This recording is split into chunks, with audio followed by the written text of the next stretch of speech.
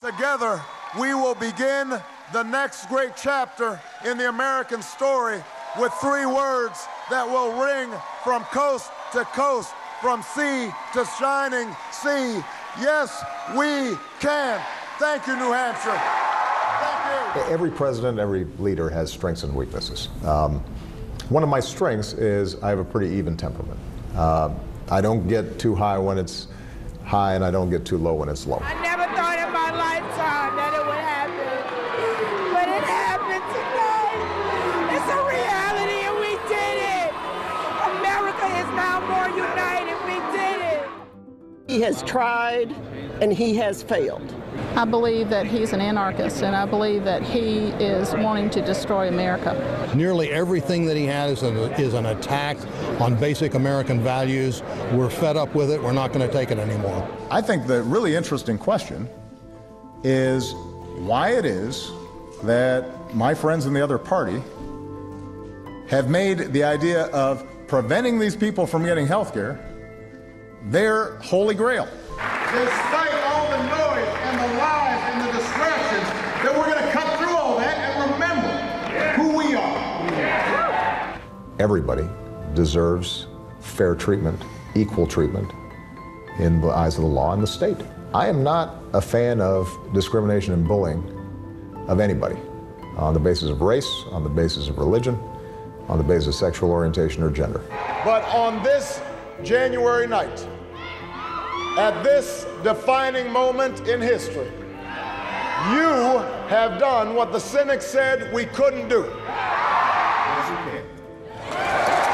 Yes, we can.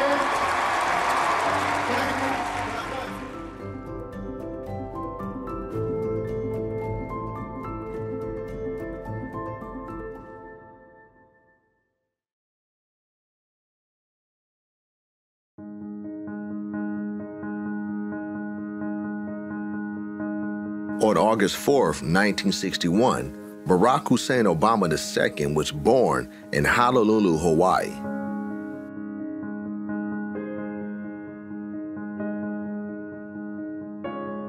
His father, Barack Obama Sr. of Lao ethnicity from the Nyanza province, Kenya, grew up on a farm before accepting a scholarship as the first African foreign student at the University of Hawaii. This is where he met Ann Dunham, Obama's mother, who after growing up on an army base in Wichita, Kansas, moved with her parents to Hawaii after World War II. While attending a Russian language class, Dunham met Obama. They married on February 2nd, 1961, despite parental oppositions from both families. Barack Jr. was born just 6 months later. The couple divorced after 2 years, and in 1964, Obama's father moved back to Kenya to work as a senior economic analyst for the Kenyan government in the Ministry of Finance. After moving to Kenya, he only visited his son once in Hawaii, the Christmas of 1971, and tragically was killed in an automobile accident in 1982 when Obama was only 21 years old. After the divorce, Obama's mother, Ann, met a student named Lau Sotoro at the University of Hawaii. He had studied for his bachelor's degree in Indonesia and had been awarded a grant to take a master's degree in Hawaii. They married in 1965, and in 1966, Sotoro moved back to Indonesia. By 1967, Obama and his mother had joined Sotoro in central Jakarta, and as a result of 4 years spent there, Obama was able to speak fluent Indonesian as a child. Following several incidents that left his mother afraid for his safety, in 1971, Obama moved back to Hawaii, where he lived with his grandparents. At the esteemed Punahou Academy, Obama was one of the only 3 black students at the school. This is when he became aware of racial prejudice and what it meant to be an African American.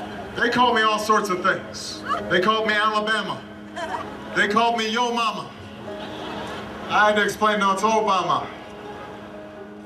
And then I had to explain that my father was from Kenya, where I got my name from. My mother was from Kansas, which is where I got my accent from. Well, we got some Kansas folks here. Barack Obama didn't get into Columbia University right away. He actually started off and went to Occidental College in the US, in California. And then he transferred into Columbia University, an Ivy League school. But from there on, his career really soared. He would eventually get a law degree from Harvard Law, and he would be one of the editors, the first African-American editor of the Harvard Law Review. And then he continued to engage in community activity in the state of Illinois and Chicago. During the summer of 1989, he became an associate at the Chicago law firm of Sidley Austin, and there he met his future wife, Michelle Robinson.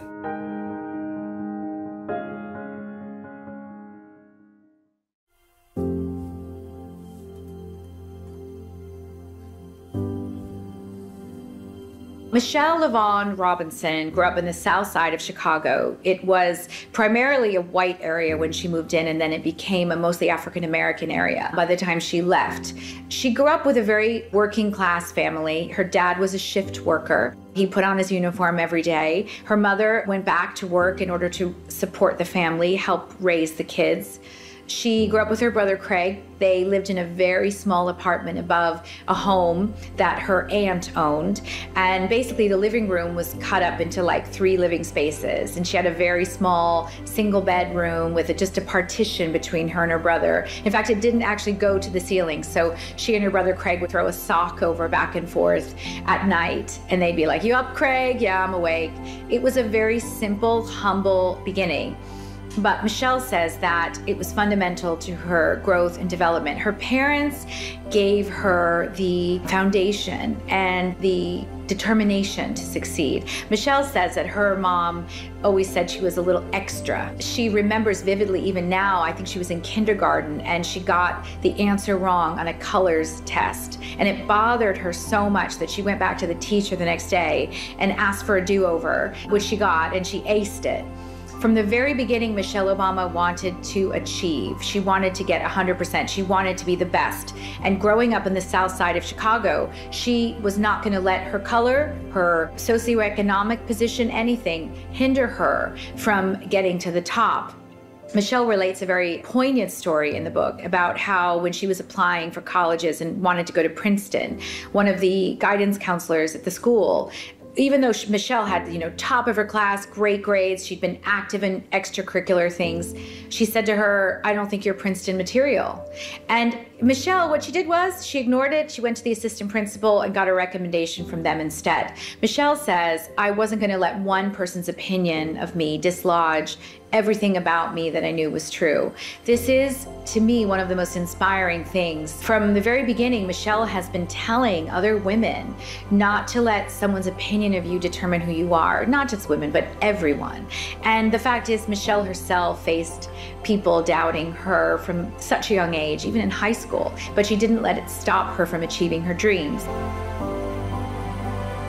While Michelle was at Sidley Austin, in comes a summer intern, Barack Obama. He had come in new to the firm. She was already experienced, and she was kind of his babysitter in a way, showing him around, introducing him to people. She says now that she thought he was like handsome and bright and lovely, but she never thought about dating him. It wasn't that kind of connection. In fact, she even talks about thinking to set him up with one of her friends, and then he wore some kind of weird outfit that looked like he was out of Miami Vice with a white linen jacket, and that just went down the drain. So she's very candid in her book about the fact that it wasn't love at first sight, that he had this distinct whiff of geekiness about him, and she saw him as being amazing and great, but not dating marriage material. I think he kind of grew on her, but rather quickly, because once they actually did have their first date, Michelle says it was almost immediate that she knew that this was going to be something pretty incredible.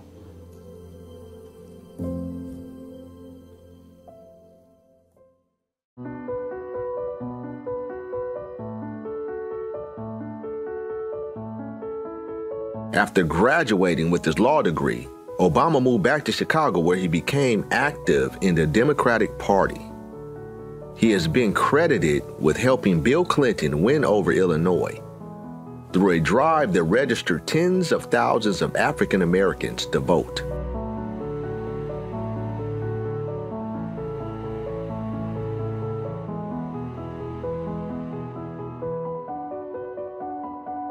During this period, Obama wrote his first book, Dreams from My Father. In this memoir, he talks about his search for his biracial identity by tracing the lives of his deceased father and his extended family in Kenya. And from there on, he became an Illinois state senator for 8 years. And he gained some experience in the Illinois State Senate, and then this propelled him to the national stage when he would become a U.S. Senator in 2004. He was someone where there was a mismatch between his persona, his national popularity and fame, and what he was able to do as a senator. He really was just a junior senator. He tried to submit 133 bills, but only 117 actually went to the committee. He wasn't someone who was going to be that successful in the Senate, and there were even those that said that might not have been what was best for him to be so successful in the Senate. Maybe that wasn't the right forum for him because it was too partisan and full of gridlock. So it may have been better that he wasn't such a great, successful senator that had been there for years and knew the ropes of Washington. In fact, when he was a senator, he wasn't really there that often. In fact, he didn't vote 44% of the time. He wasn't present because he was spending most of his time with his family in Chicago. You know, he lived a very solitary life when he was in DC, and he didn't uproot his family to be there. And so he focused on being with his family in Chicago, and when he was in DC, he did try to listen to people and tried to get things going in terms of ethics reform, which was probably the most important legislation that he was working on. But his greatest achievements weren't going to be in the Senate. He probably knew that. He had the level of fame that really no other senator had achieved at that point, given what he had actually accomplished. There is not a black America and a white America and Latino America and Asian America. There's the United States of America. The pundits like to slice and dice our country into red states and blue states. Red states for Republicans, blue states for Democrats. But I've got news for them too. We worship an awesome God in the blue states, and we don't like federal agents poking around in our libraries in the red states. We coach Little League in the blue states, and yes, we've got some gay friends in the red states. There are patriots who opposed the war in Iraq, and there are patriots who supported the war in Iraq. We are one people, all of us pledging allegiance to the Stars and Stripes, all of us defending the United States of America. That keynote speech really put Barack Obama on the map. It was considered a manifesto of hope and unity. He was incredibly charismatic and viewed to be a once-in-a-lifetime type of political star. And that's why John Kerry had selected him to speak. They knew that he was going to basically bring the house down. The speech was 17 minutes long. He was interrupted 33 times with just rapturous applause. And the speech sort of built with more and more momentum. And he really honed in on things that America really needed at the time, you know, the themes of hope, optimism, and what the potential was for what the U.S. could do. And after that speech, everybody knew his name, and they knew he was really going to be a huge star.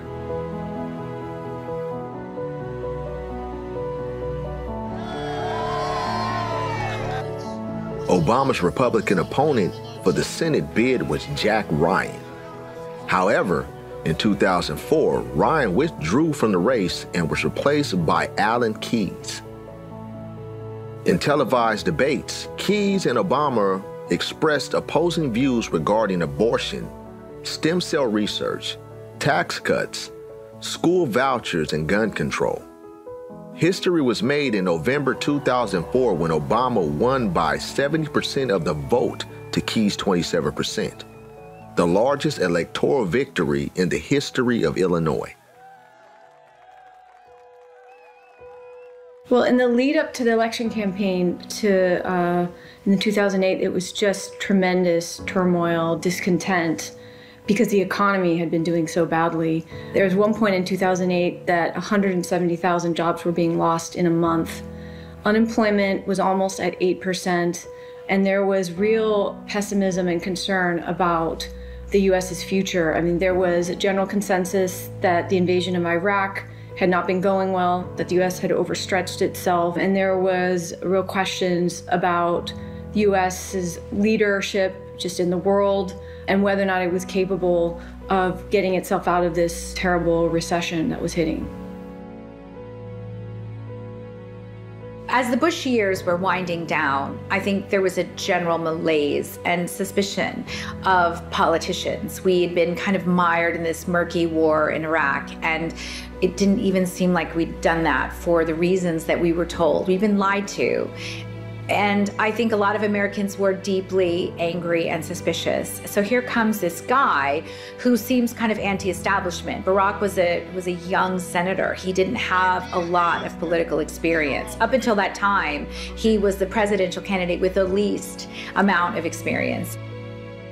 I think that people found his dynamic, young optimism. He seemed like a black JFK, and people were longing for something like that. The kind of old, rich white men had really done us wrong. We were tired of feeling like we were part of some white elitist Yale University, guy that passes it down to his son, and it just felt very old school.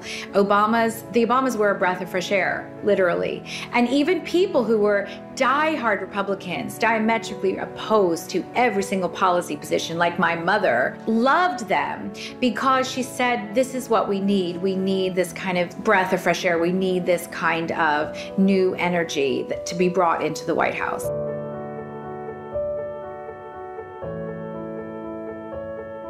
I think many people thought that Barack Obama came out of nowhere because he didn't really have a long legislative career. He wasn't someone who had been slogging away in the Senate for years or had any experience as a governor. He didn't have a ton of political experience, and he definitely didn't have a ton of foreign policy experience. And so for that reason, many thought, this is someone that's just coming on the scene, a fresh newcomer that no one really knew that much about. But in truth, he really had a lot of fame on a national level, and not just a national level, but an international level. Even before he became president, he was able to make a trip to the Middle East, meet then leader Nouri al-Maliki of Iraq. He also took a trip to Germany, did this important speech in Berlin that was sort of echoing JFK's speech in Berlin in the 1960s. When we stand up for our gay and lesbian brothers and sisters and treat their love and their rights equally under the law, we defend our own liberty as well.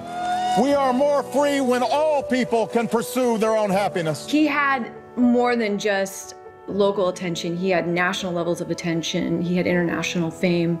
He was being asked to be interviewed by all kinds of media outlets. He's being interviewed by Oprah Winfrey. There was a constant clamoring for him to do an interview because there was a huge thirst for what he had to say. Is victory here a hope or a reality? Oh, this is going to be a reality right here. But as long as we work in the last day, I think we're going to be doing very well. I think it was difficult for Michelle to come to terms with the fact that Barack wanted a political career. She's very civic-minded, but she hates politics. And so she really didn't want to get into any kind of career where there would be mudslinging and all the different things that come with it.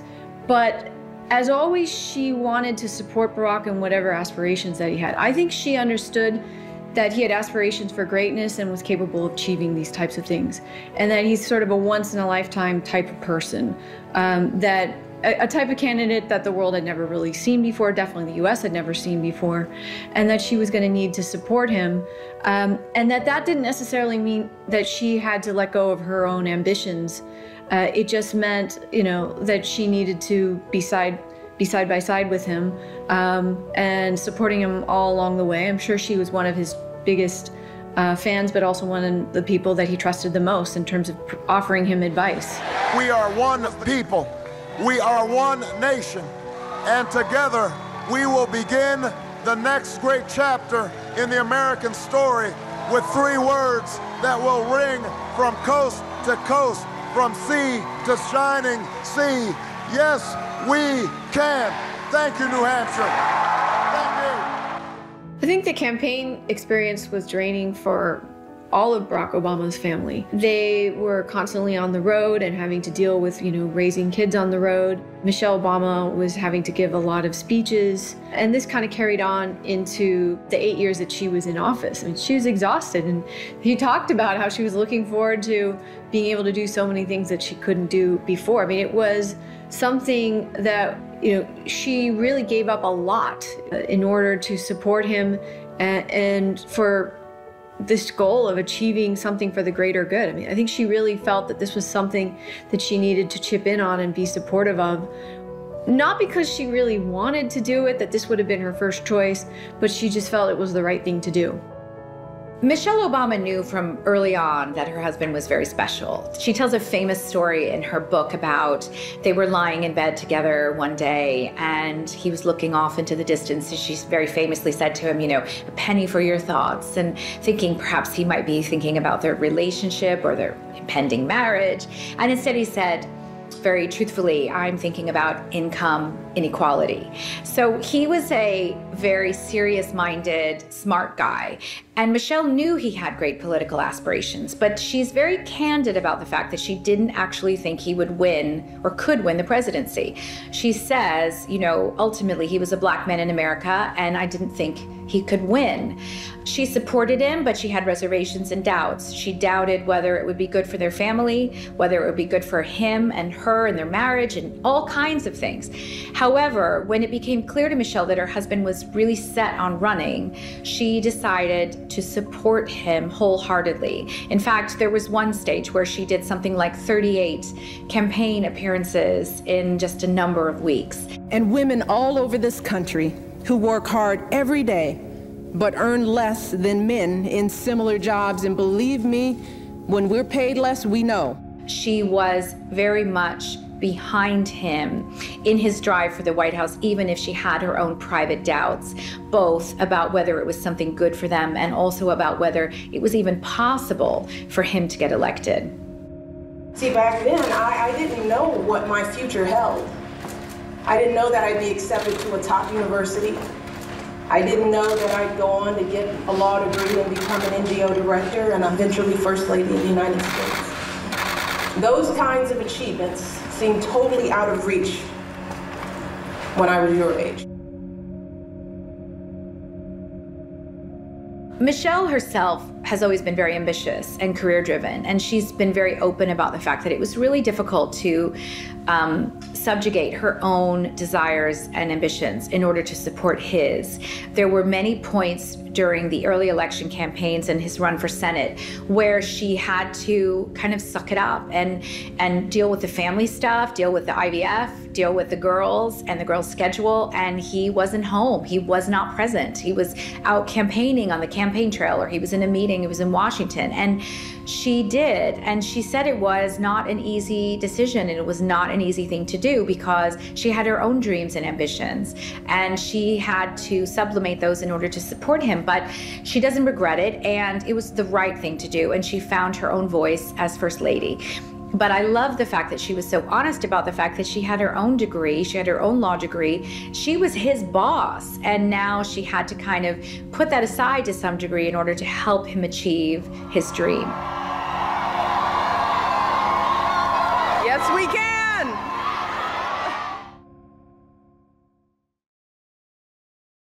Well, I think that there are going to be a range of issues where we differ.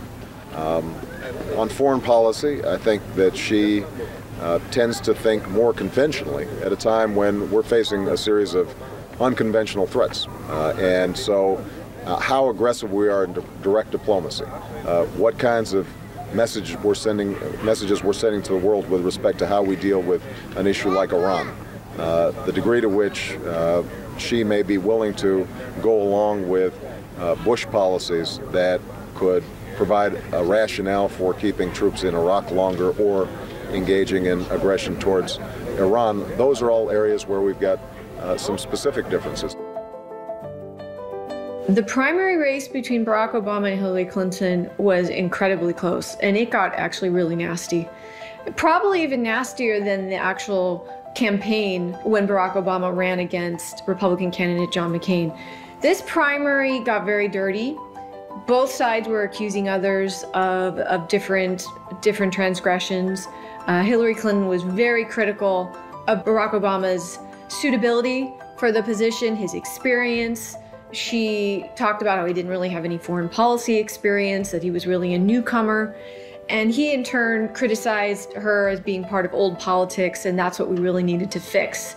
That we didn't really want more of the same. We needed something that was new and fresh and optimistic. So at the moment like this, the last thing we can afford is 4 more years of the same old, tired, worn-out economic theories that say as long as we give more and more to billionaires and millionaires and big corporations, prosperity will somehow trickle down on everybody else. It was a real fight towards the end. By June, it was clear that he had won enough delegates. But there's even question marks at the Democratic convention about how he would be unveiled as the new Democratic candidate. Would it be by this affirmation, or would they do an actual roll call vote? And in the end, she compromised with him, and she sat with the delegates in New York that voted for her, but they affirmed him together. And so he was able to emerge as the winner. But, you know, she didn't do a ton to deal with some of her supporters who were incredibly disappointed. At the time, polling revealed 22% of Hillary's supporters said they were going to vote for John McCain. They were that upset about the fact that she was not the nominee. A lot of it was that there was momentum wanting a female candidate finally, and there was feelings that there has always just been a gender bias against women in both parties. But for the progressives that wanted Barack Obama to win, they felt that he really was the type of candidate that, you know, the world hadn't really seen before, and that she was carrying with her a lot of baggage that was going to be picked apart when she would go head-to-head against McCain. And so in the end, he was the resounding victor, but it wasn't without its challenges. It was a very, very tense, challenging primary. This January night, at this defining moment in history, you have done what the cynics said we couldn't do.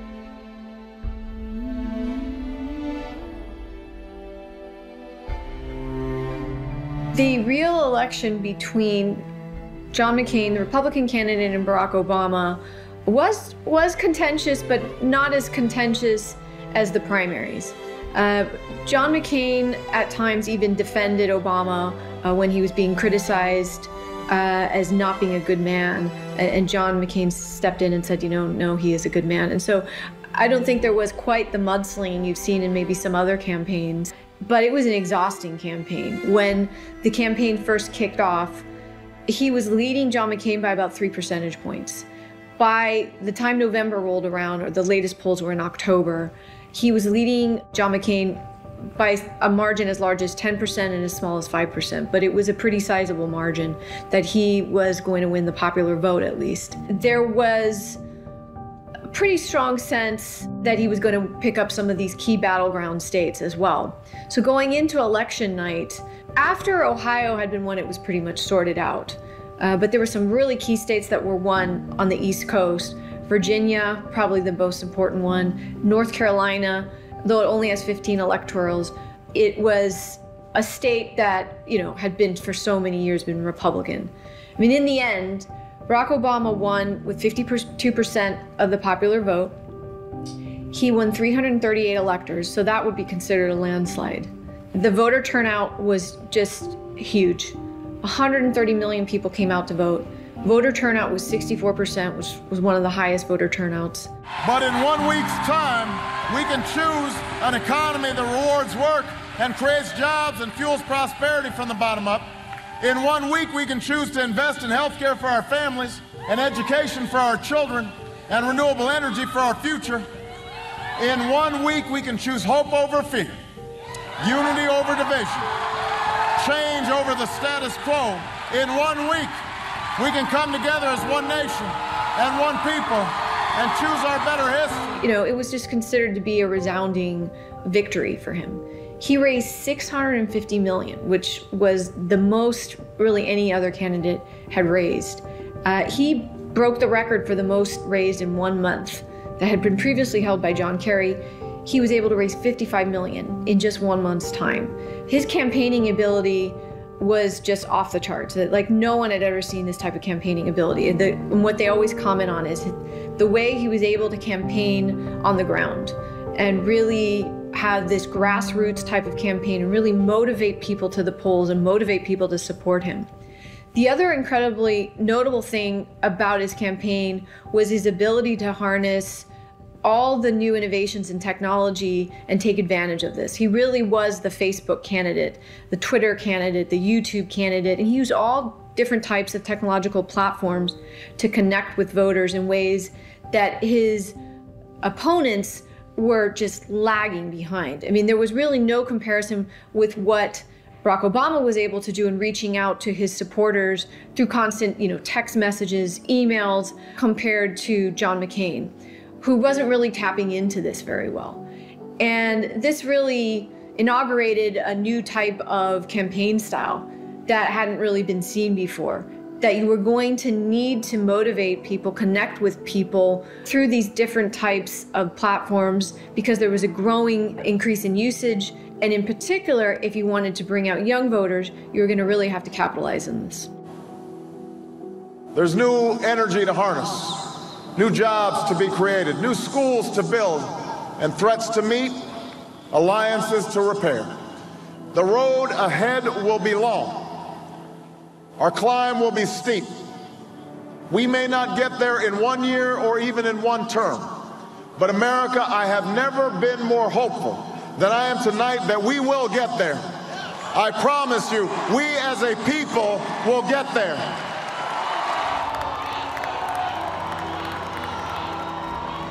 On November 4th, 2008, Obama defeated Republican presidential nominee John McCain 52.9% to 45.7%. His running mate, Delaware Senator Joe Biden, became vice president. Obama was the first African American to hold this office.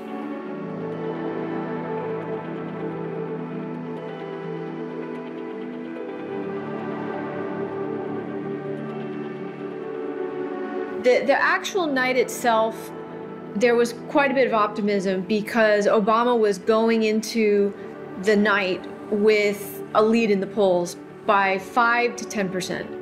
And there was a feeling that his campaign had been very dynamic and that he was likely to flip some states.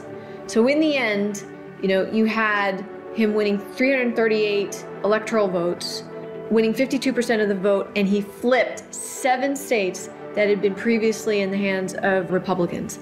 And that was significant. And, it was a huge celebration for those who felt that he was the right candidate. I mean, there were many people in DC who weren't considered, the most patriotic people in the world, who were singing the national anthem really loudly in DC bars. People hugging each other that didn't know each other. It's just a feeling it was the biggest accomplishment that the US had achieved up to this point.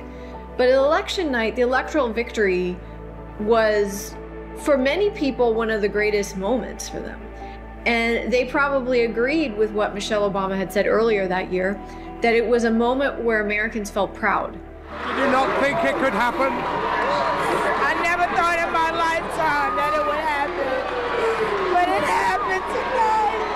It's a reality and we did it. America is now more united. We did it. Because I can't believe that I got the opportunity to live to see something so great. Like, I can't describe it. I can't believe I got the chance to vote for the first Black president.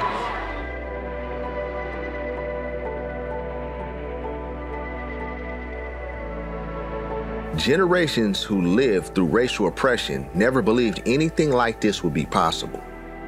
He was an inspiration to so many who thought that social prejudice would never let them achieve their full potential. His victory speech in 2008 inspired many. He broadened his Yes We Can campaign slogan beyond supporters and invited all Americans to share in his commitment to change. Barack and Michelle Obama were really strong ambassadors for the U.S. on a global stage. Unlike the Bush years where the U.S. was being ridiculed, Bush himself was made fun of pretty regularly for the fact that he wasn't that articulate. Barack Obama was sort of the anti-Bush at this time. He was able to speak to foreigners and draw in tons of crowds of people, just couldn't wait to hear what he had to say. And people all across the world really connected with him and with them as a couple. When you think about a trip that he made to Africa, and he would have been just mobbed because there was just so much excitement about this new leader that could really directly connect with him. The fact that his father was from Kenya. He was able to connect in Southeast Asia because he had some years spent in Indonesia. He was able to connect with Europeans because, he shared similar values that European countries often promoted of multilateralism, globalism, democracy, human rights, and these types of values that previous presidents had pushed away in order to promote a very rugged style of individualism that the U.S. often battles with. And as they would travel around the world, they were really well liked. They were well liked by European leaders for just being very, very easy to work with. Barack Obama had a very close relationship with David Cameron in the UK. He had a really good relationship with Angela Merkel of Germany and other world leaders as well. He's had some tense relationships with some other countries. For the most part, the relationships between the Obama administration and a lot of these other countries all around the world were very, very strong.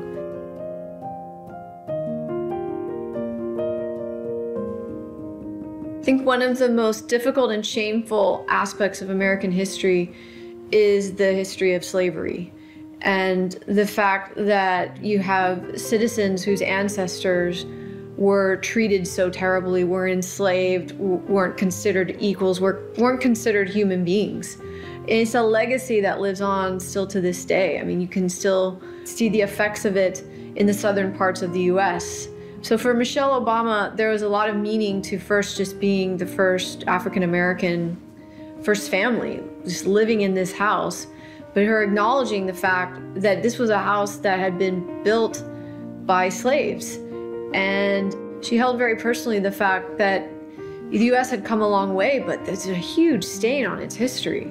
It's not something that is going to go away overnight. It's something that the US still continues to grapple with. But I think for both Barack and Michelle, they really understood the significance of their election.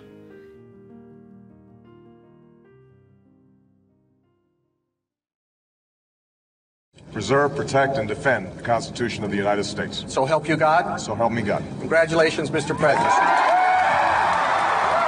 All the best wishes. The first 100 days of a presidential term took on a symbolic significance during Franklin D. Roosevelt's term in office. This time usually acts as a benchmark of the early success of a president. Obama's first 100 days were highly anticipated, with CBS and Fox News creating special portals dedicated to covering the subject.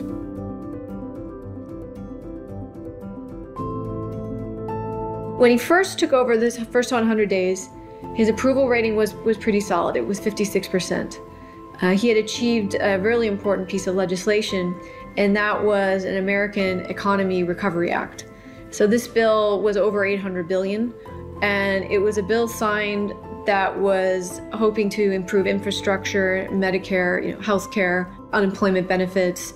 And by both conservatives and liberals alike, this bill was considered to be a success and was considered to be critical to lifting the U.S. out of the recession that it was facing. But after this first 100 days and the honeymoon period sort of wore off, there were criticisms coming from both sides about him not accomplishing enough on the progressive side and him, using executive orders too frequently on the Republican side. And so he really couldn't win. And then once he was dealing with a Republican-held Congress, it became really difficult. It was really contentious. And, there was a lot of battling a lot of these issues out, and a lot of the times he didn't win. My next 100 days will be so successful, I will be able to complete them in 72 days.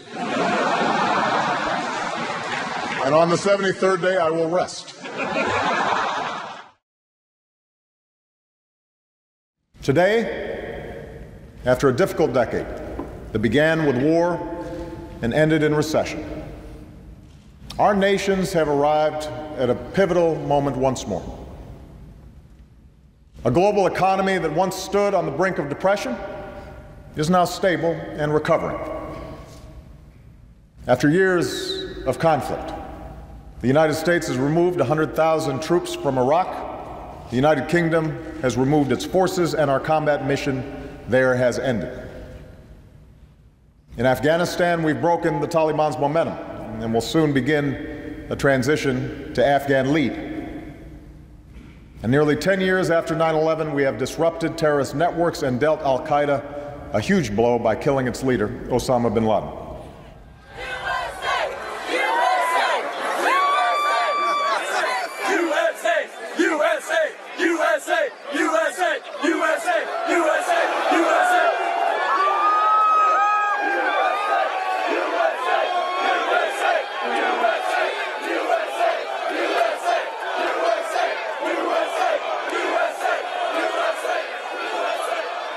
And it's a bit of relief, and the time has come for everyone to celebrate a little bit, so people are here and excited. Being in New York City during September 11th and being downtown and with all the trauma, that this is like a book is closing. A whole chapter of my life is and I can get on with my life now.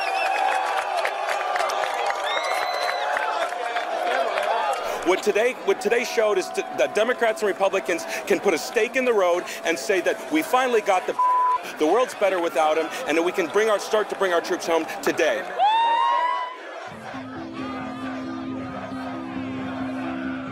Barack Obama's handling of the decision to kill Osama bin Laden was one of the major events of his leadership. He had always been accused of not having a lot of foreign policy experience, that he was naive and maybe not considered tough on foreign policy as some of Republican predecessors had been. So it was a very difficult decision up to that point because he had all these things in the background about his image as a person and as a leader. And it was a huge gamble on a number of fronts because if it didn't work, if it was botched, and if Navy SEALs or U.S. servicemen died in the process, it wouldn't go over well at all. It would be terrible, similar to when Bill Clinton went into Somalia and there were soldiers being dragged through the streets. So there was this real potential for it to be a disaster. The other caution was that it was the U.S. working unilaterally on Pakistan soil. And Pakistan is supposed to be a U.S. ally, though this alliance is checkered with all kinds of issues. This was a U.S. ally that they were not really informing what they were up to. The other issue was how it would be perceived in the world if they were successful. Would it be legal, even? And that led to a whole series of legal checks by the Obama administration, conferring with legal experts in the CIA, in the National Security Council, in the Pentagon, about the legality of this maneuver. But in the end, they felt there was enough certainty that they had to take this risk and execute this plan. I'm sure there was quite a bit of anxiety about it, but it was considered successful. And it probably was one of the key issues that helped him win re-election. Well, I think it is important, first of all, that the President of the United States underscores our commitment to partnering with countries around the world and that we're not intimidated by terrorist organizations.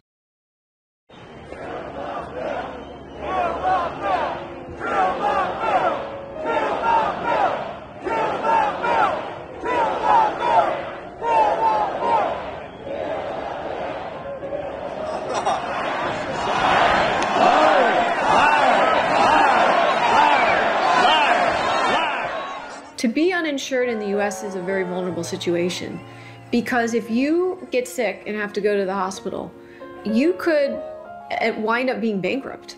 I mean, the hospital costs are exorbitant. Just getting an ambulance would cost thousands and thousands of dollars.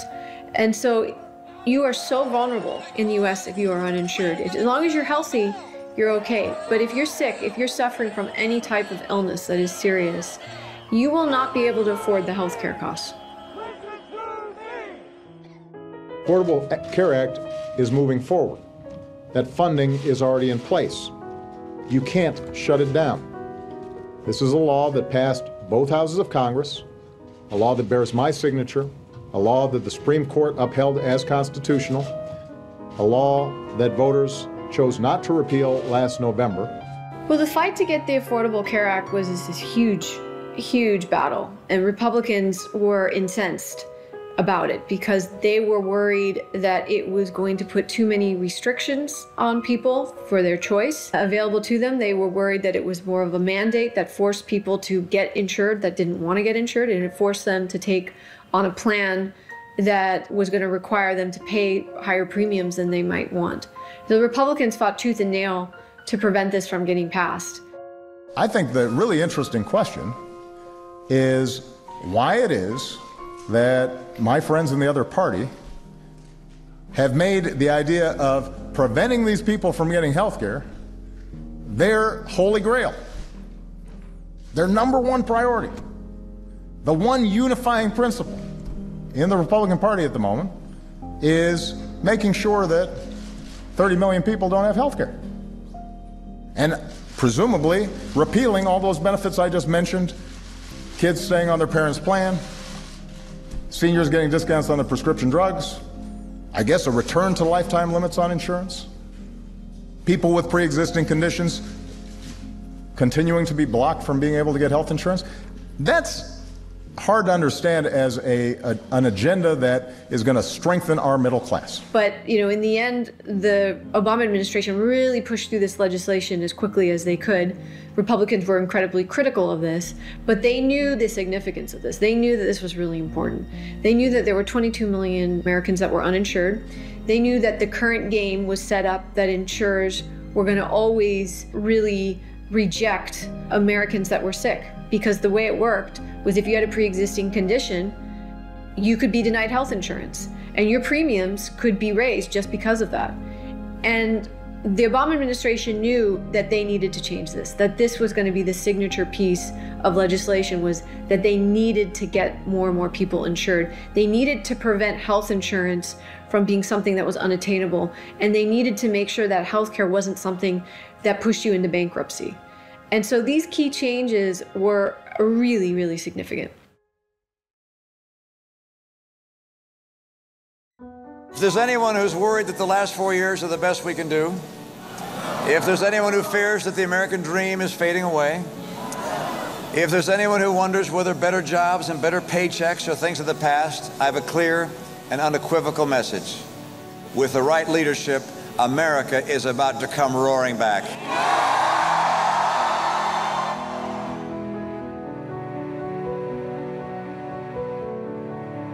I campaigned for him. I donated money to his campaign. I went door to door for him.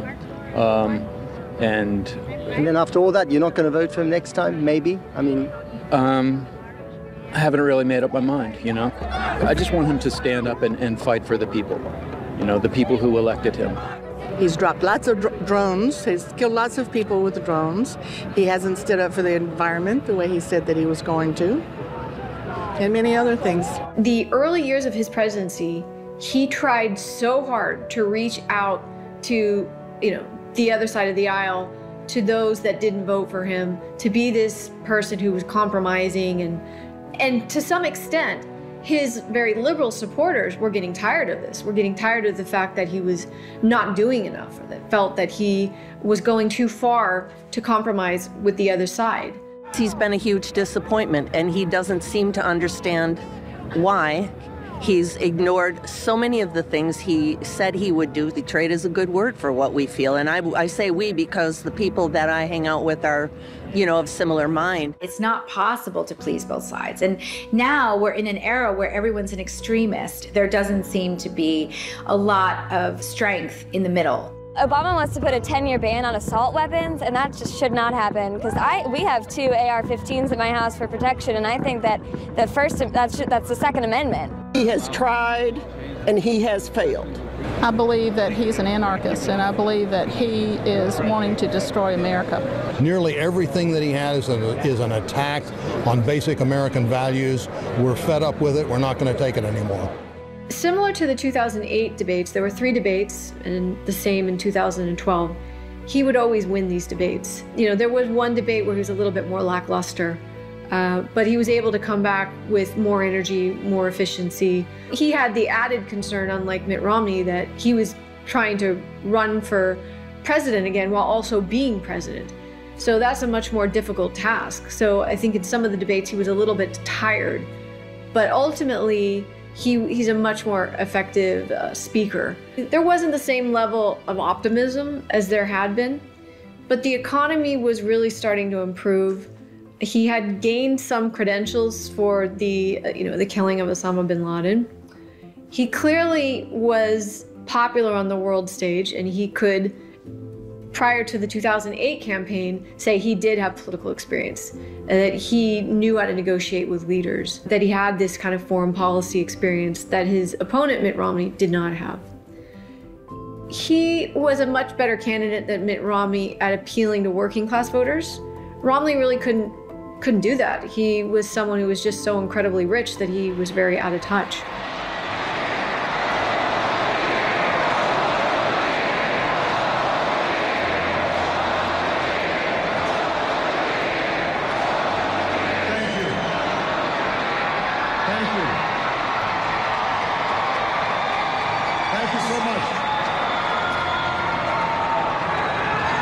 Tonight,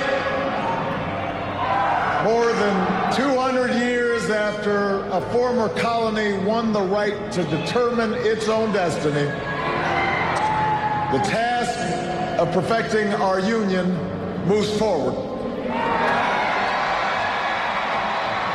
There has to be movement. The president's going to have to figure out, how to cross the aisle. Congress is going to have to figure out how to come back across the aisle if the country is going to move forward. And we hope for the best.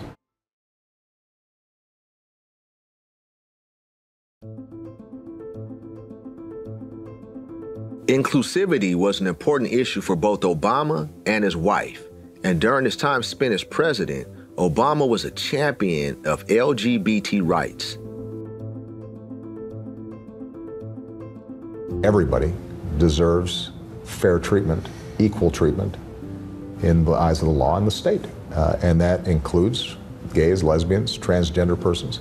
I am not a fan of discrimination and bullying of anybody on the basis of race, on the basis of religion, on the basis of sexual orientation or gender.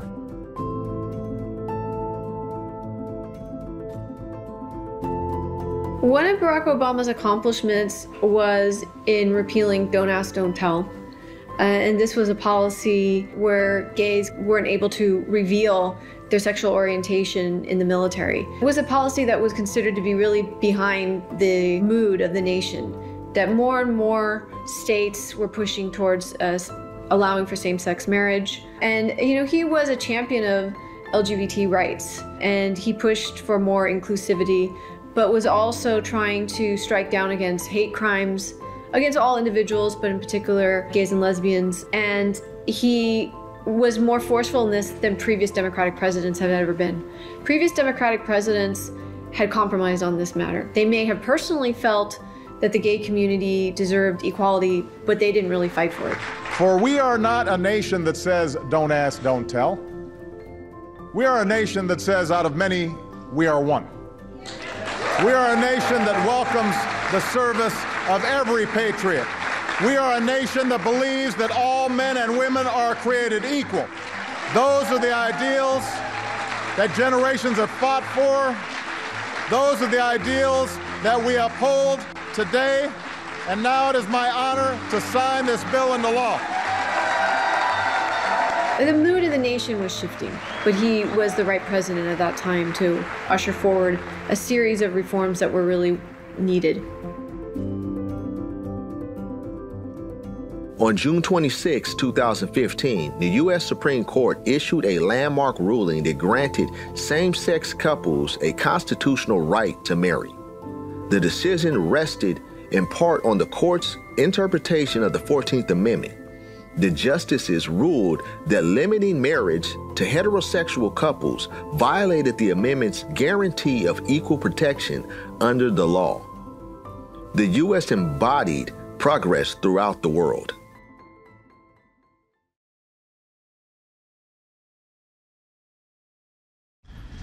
The majority of those who died today were children. Beautiful little kids between the ages of 5 and 10 years old.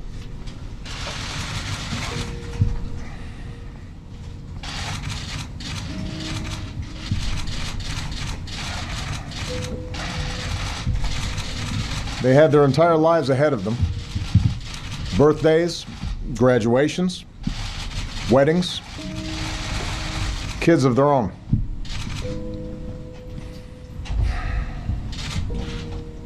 I hope she didn't see it coming. Like I hope that she was turned away, and I hope the kids didn't know what was happening. All I can think of was, what was she doing and what was she thinking? And I know that however long that time was, once this guy showed up in the room, it was probably less than a minute. So she didn't have time to think or do very much, but it must have just been terrifying. And that just breaks my heart. We were just getting our day started, and we had a 4th grade class in the room, and the intercom came on as if they were going to make an announcement, and there was you could hear some confusion in the office, and I actually thought one of them had hit the button by themselves by accident, and so I called the office to say, hey, the intercom's on, and Barbara, who's one of the secretaries, said there's a shooter. So I hung up and I yelled to our group to lock down the room, because we have a process for that, and I ran across the hall and yelled to the 2 classrooms across the hall and slammed their doors, and we came back in and locked all our doors, and then we discovered that, and then we started hearing shooting. You could hear it. It was like bang, bang, bang, bang, and then it would stop and it would start again. And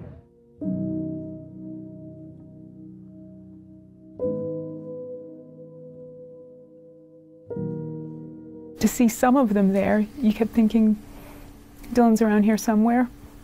Mrs. Murphy will have him. They'll be safe somewhere. And all the parents were signing out their children, and they're all going. And then you're just wandering around, there's no more kids left.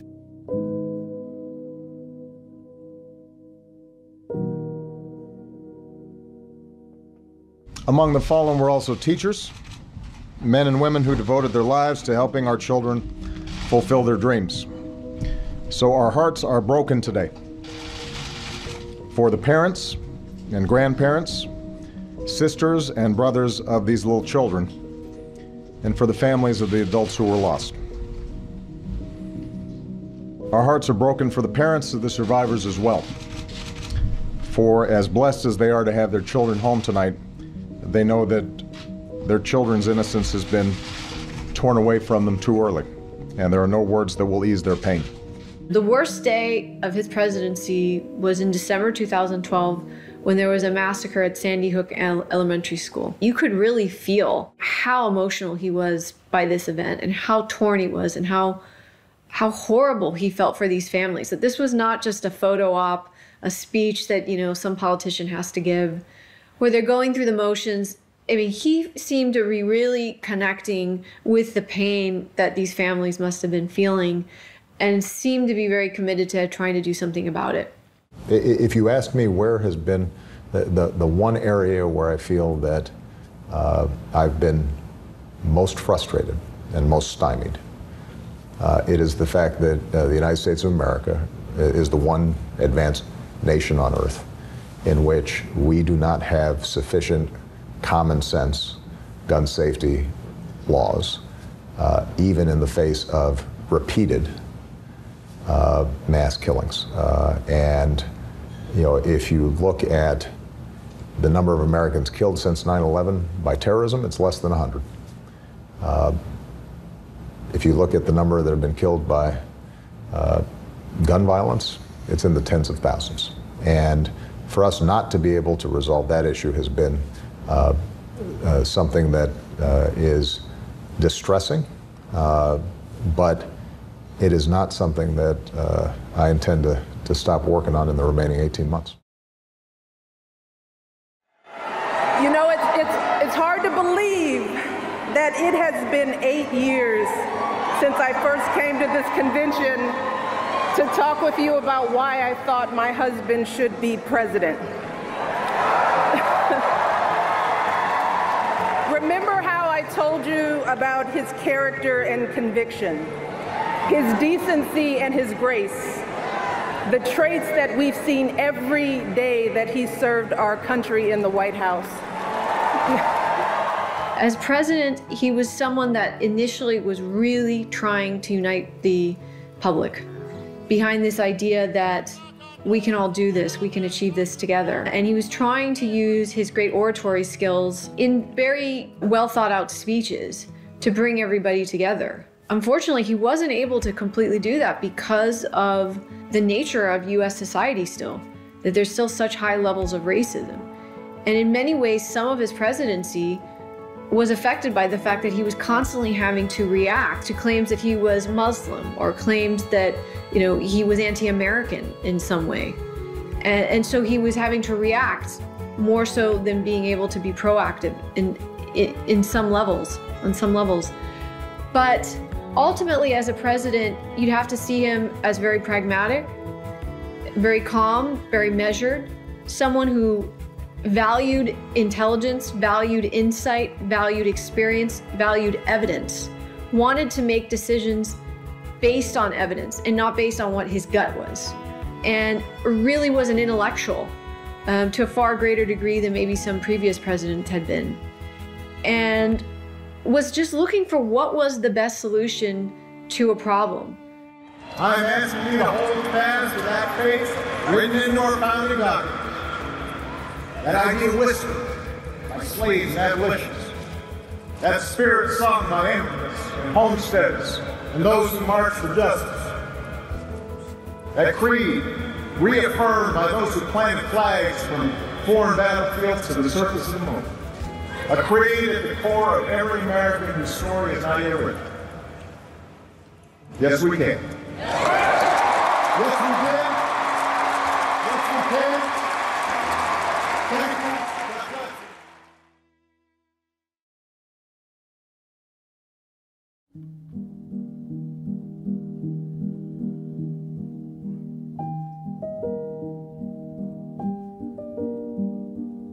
On May 7, 2017, Obama received the John F. Kennedy Profile in Courage Award, a prize given to elected officials who govern for the greater good, even when it's not in their own interest to do so.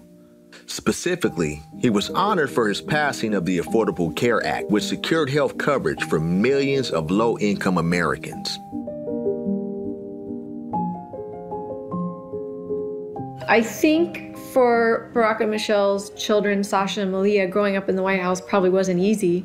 They had some advice from the previous first children, the Bush twins, Jenna and Barbara Bush. They actually took them under their wing and gave them a lot of helpful advice. But one of the things that made it easier for them was that they had such a strong family. They had their grandmother living with them. They had their mother ensuring that they're able to live as normally as possible. And something that is notable about those 8 years for them was that there was never anything negatively reported on them, ever. And it could be, the media was, exercising some caution there.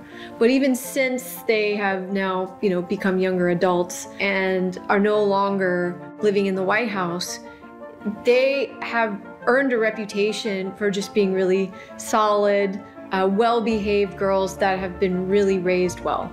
And a lot of this has been attributed to the work that Michelle had done in the White House, but also Michelle and Barack as a family, just ensuring that they had some level of stability and normalcy, you know, in spite of the fact that they were living in very abnormal conditions.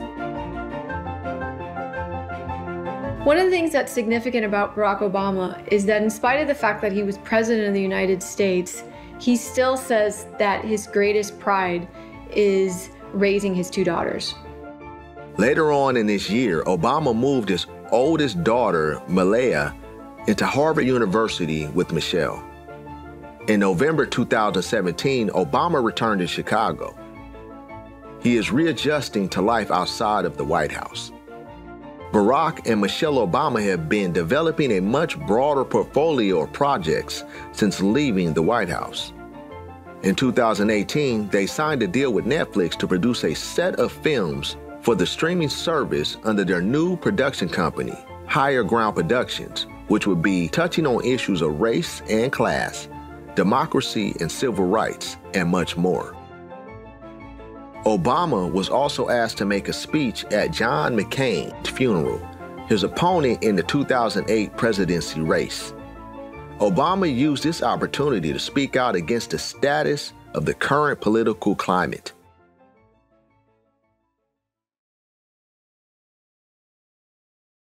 Obama is leaving the White House in a position unlike any other president in living memory. He's not unpopular, dead, or disgraced by scandal. He leaves behind a prosperous economy and a solid approval rating. There's tremendous nostalgia for the Obamas. I mean, look what the U.S. is dealing with at the moment. It's just complete government disarray, investigations, disunity, polarization. It's very stressful for most Americans today in dealing with the current administration. And this is even though the U.S. economy is actually doing fairly well. As a result, a lot of Americans are really nostalgic about the Obamas. Those that were probably a little bit too critical of the Obamas, either on the left or on the right, at least recognize that it was a period of direction, of calm, prudency. The U.S. could say that they were a world leader, that they held some moral high ground in their affairs. The disappointment was that, did Barack Obama achieve everything that he set out to achieve? Probably not.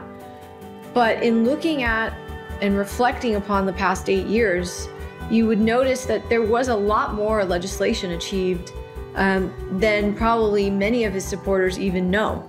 And I think as we move on into this new era, a period of politics that is more polarized than ever, you're seeing the need for a type of chief executive who can comfort people, who can unite people, who's articulate, who's educated, who knows how to say the right things in the right moments, and doesn't try to divide us. I have always believed that hope is that stubborn thing inside us that insists, despite all the evidence to the contrary, that something better awaits us. So long as we have the courage to keep reaching, to keep working, to keep fighting. Yes, we can.